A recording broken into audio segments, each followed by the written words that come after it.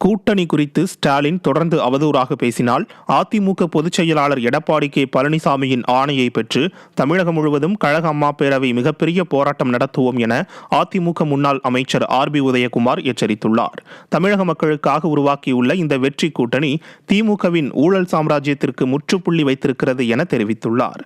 பாஜகவுடன் வெற்றி கூட்டணியை அமைத்து அதிமுக பொதுச் செயலாளர் ஒரு சரித்திரம் படைத்திருப்பதைக் கண்டு திமுக அரசு நடுநடுங்கி போயிருக்கிறது எனவும், மக்களுக்கு எல்முனை அளவும் சேவை செய்யாமல் ஆட்சி அதிகாரத்தை பயன்படுத்தி குறுக்கு வழியில் மீண்டும் ஆட்சியை தொடரலாம் என்று பகல் கனவு கண்டு கொண்டிருந்த ஸ்டாலினுக்கு தற்போது தலையில் இடி விழுந்தது போல உள்ளது எனவும் விமர்சித்துள்ளார்.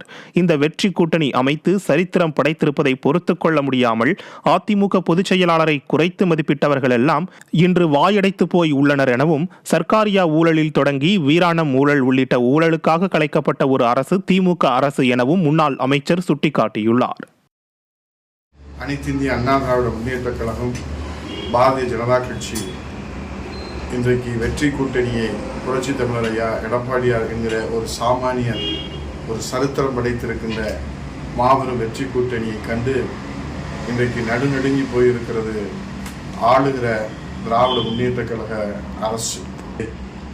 இதுவரையிலே திராவிட முன்னேற்ற கழகத்தினுடைய ஸ்டாலின் அரசு சூழ்ச்சி, சூது, நயவஞ்சகம் என்று பட்டியலிட்டுக் கொண்டே சொல்லலாம்.